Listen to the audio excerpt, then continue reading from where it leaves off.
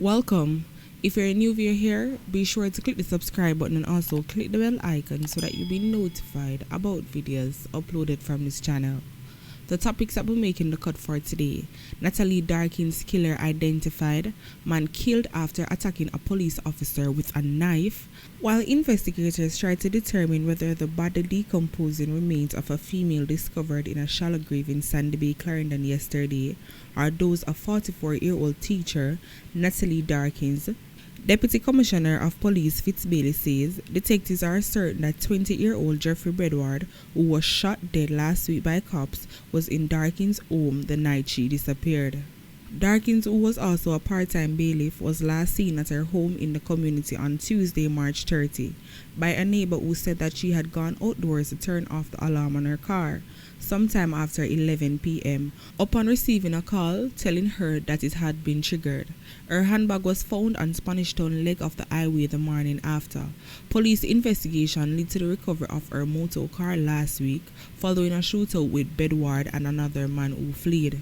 DCP Bailey said that Bedward's brother is among 3 persons in custody in relation to the teacher's disappearance.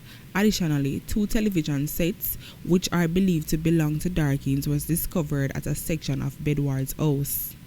He said that the body was discovered along with pieces of female clothing, which was in a very bad state of decomposition. The skull was separate from the other parts of the body. The Jamaica Teachers Association president, responding to yesterday's news, said that this is the saddest days in the over 50-year history of the JTA.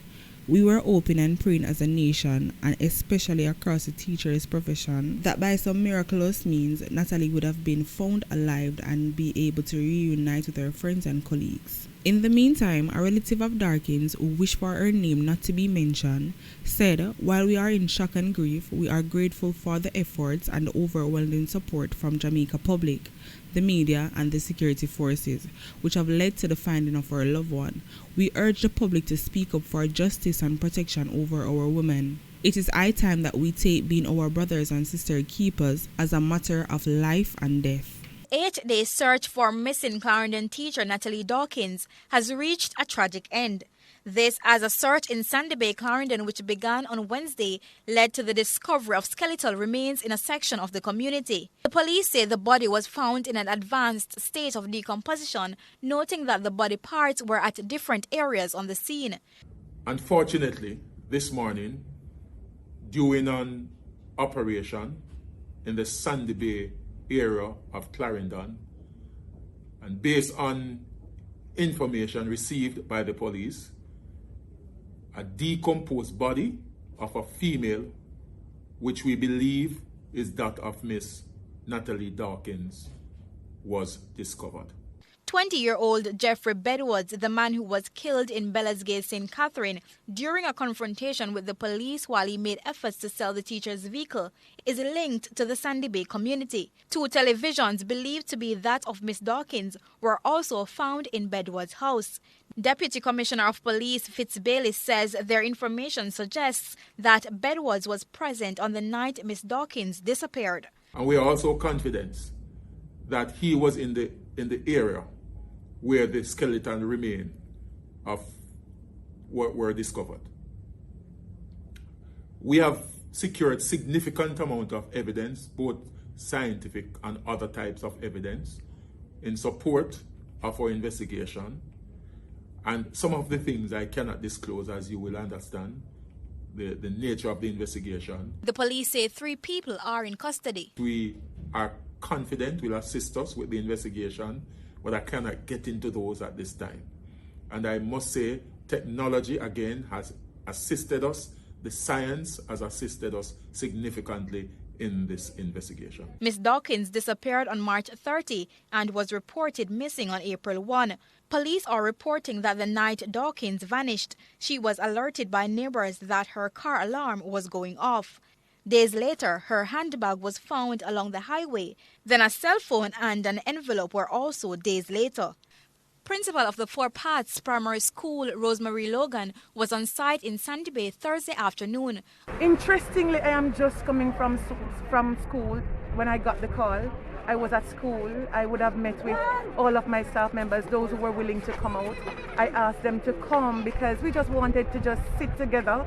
If we didn't even have much to say, we just wanted to sit and even look at each other because it's a very difficult time.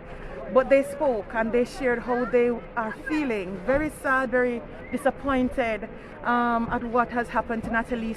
The $1 million reward was increased to $1.5 million earlier this week as police and colleagues intensified their efforts to locate Miss Dawkins.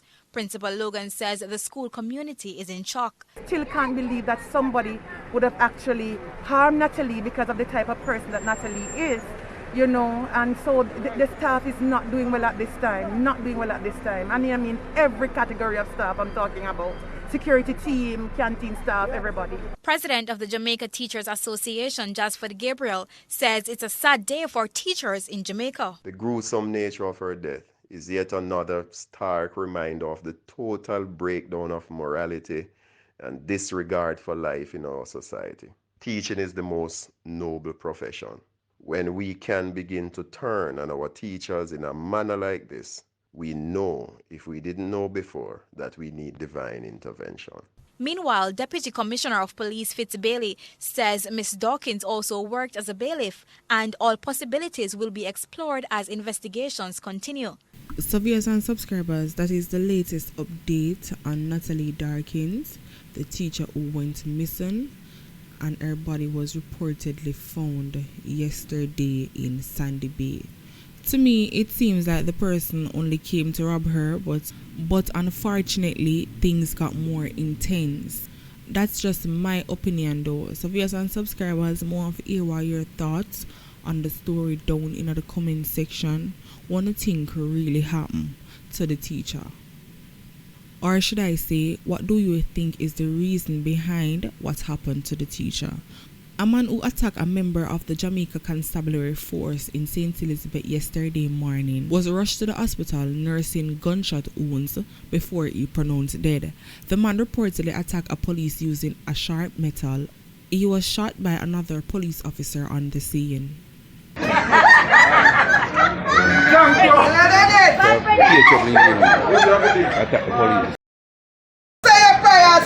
One Freddy has said it to me before. Yeah. Say your prayers. I tell you. Say your prayers. Things are going on.